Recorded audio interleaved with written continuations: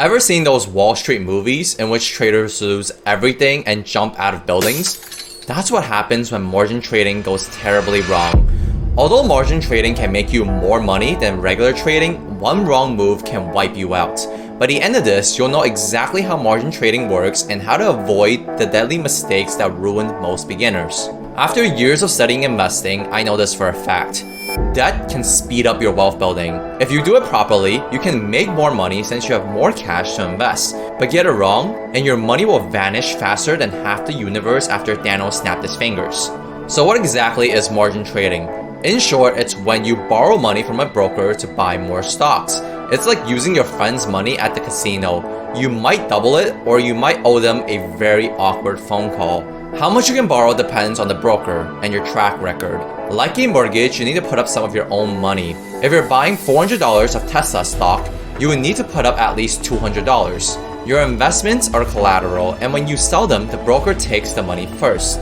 Regardless of if you made or lost money, the broker will take back the amount you borrowed plus any interest. This means you will only profit if your trade earns more money than the interest you're paying. How does margin trading boost your profits? Imagine you have $100 to invest and you buy 10 shares of Tesla at $10 each. In a regular trade, if Tesla goes up to $12 per share, you'd make $20. But what if you borrowed $100 more? You can buy 20 shares of Tesla and your profit goes up to $40.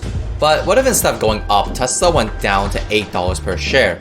Without margin, you lose $20. With margin, you lose $40. As you can see, margin trading magnifies both profits and losses, but it gets even more interesting. In some cases, you can actually lose more than what you put in. If Elon Musk decides to smoke a joint on another podcast and the stock crashes to $2 per share, your $200 investment is now worth just $40. The rest disappeared faster than that joint. Don't forget, you still owe your broker $100. This means after you sell your shares, you would still need to pay them another $60 plus any interest to pay off your debt.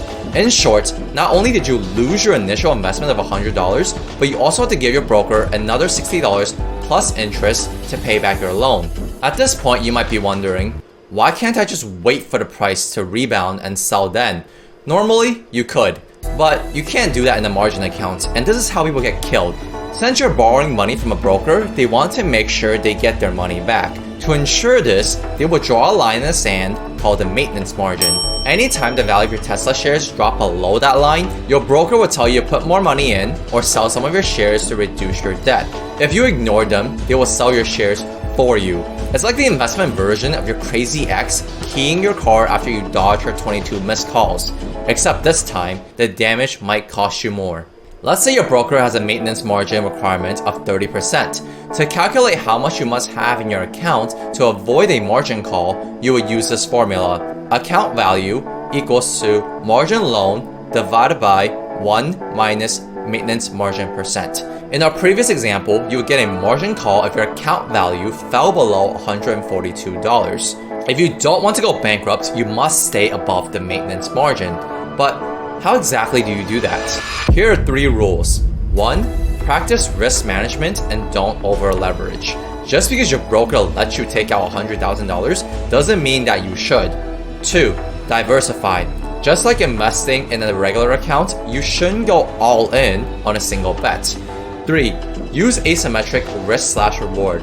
Risk a little to make a lot, not the other way around. Most people fail because they make the fatal mistake of risking $5 to make $1. But the best investors in the world do the opposite. They risk $1 to make $5.